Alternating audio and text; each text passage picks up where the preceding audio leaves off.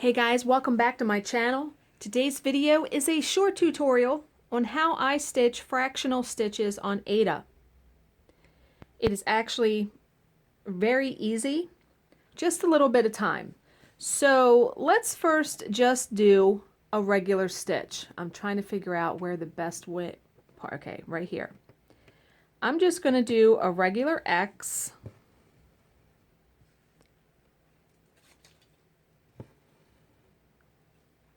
This is 2 strands of floss. Now I'm going to do a half stitch. Like, let's say there's a pattern that I want to stitch that they have the rain in the background of the pattern is done in half stitches, so it looks like raindrops falling. So depending on if they chart it from lower left to top right, all you would do is just do 1/2 like that. And then obviously if they chart it the other way, I'm going to do it below this, you would just do it this way.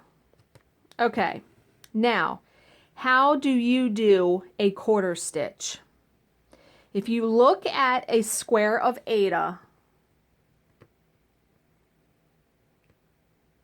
you have to pierce the middle of it. Now, what I normally do first, I will either take a pin or a beading needle, because beading needles are very sharp, and I will just pierce the center and kind of move it back and forth so it kind of splits those threads. Do you see what I'm doing? That will make it easier for you to pierce the middle of that with your needle. Okay, so once that is done, let's just say I'm going to do a quarter stitch and they have me going from the top right to the middle. You would put your needle top right, and you would go in the center of the square where you just stuck that pin. And there you go. There's a quarter stitch. Now I will demonstrate. Now let's just say they also had you do a stitch this way. You know, bottom right to the middle.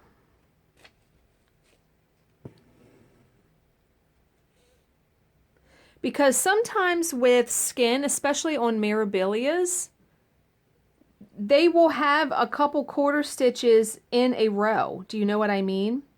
So the same concept if you needed to do a quarter stitch on the left hand side. So let's, remember, take our pin or our beading needle, you pierce the center of, to split those threads. It makes it easier not only for your needle to go in, but for the stitch to look uniform.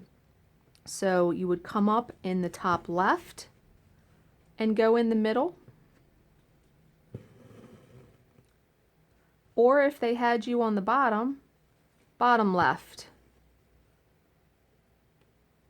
into the middle. And I didn't bring a pattern that shows quarter stitches.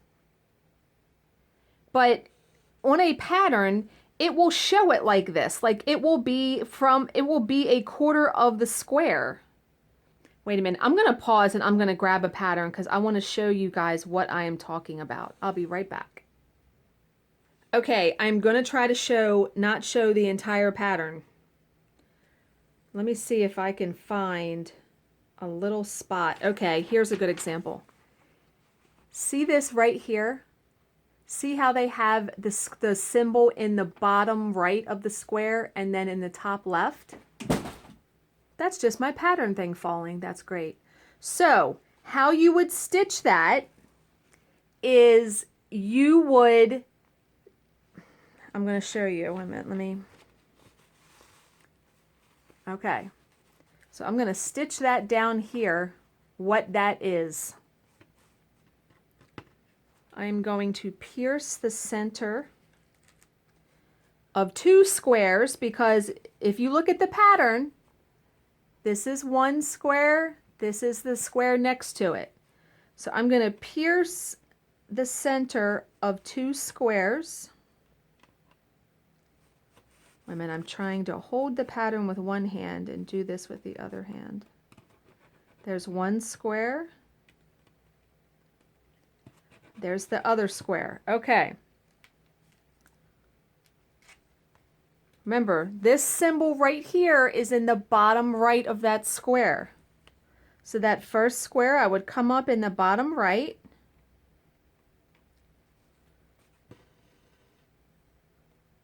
And go in the middle. And then right next to it, the symbol is in the top left. So you would go to the top left of the square.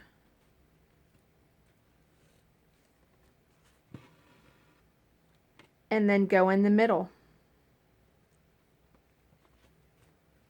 And there's your 2/4 stitches. And then you would, you know, the back stitch is what's going to make that come alive. But that's how you do that. It is just using common sense. The hardest part is piercing the center of this fabric. Now, how do you do a 3/4 stitch? I'm trying to see if there's a 3/4 stitch on this pattern. There actually is. Okay, here's another example. I'm going to show you the 3/4 stitch first. You would do, I do the 1/4 stitch first. I'm going to pierce the center of this square right here. That's where I'm going to do the stitch. Depending on where they have it, let's just say they have the 1/4 stitch in the top right.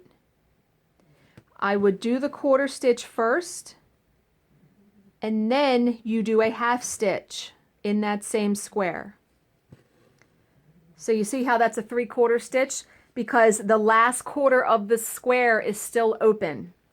So it looks like on the same pattern that I just showed you, there is a 3/4 stitch right here. See how the symbols, there's 3 squares. So that would be, I would treat that like a 3/4 stitch. I would do, here I'm going to show you. I'm going to explain it first because I don't want to keep holding this pattern up. I would do the 1/4 stitch from the bottom left to the middle, and then I'm going to do the 1/2 stitch this way. So essentially, let me pierce the center of the square. I'm telling you, I just keep a pin cushion right next to me. I would do, what did I say? Wait a minute, I'm looking at the pattern again. Where did I see that? Oh yeah. So the 1/4 stitch is from the bottom left to the middle. And then they have the 1/2 stitch going from bottom right to the top left. So that's it right there. You just have, like I said, you just have to use common sense when you look at the pattern and see the direction of the symbols. And here is what the pattern looks like. Let me back you guys up. I showed this in a flip through. This is from Just Cross Stitch for April 2008. So you can see why there are so many fractionals in this, because it gives shape to her legs, the stem, the flower, her hair. I mean, it does. It gives shape to your pieces. And once you put the back stitch in around those 1/4 stitches, it just really, really makes it look realistic.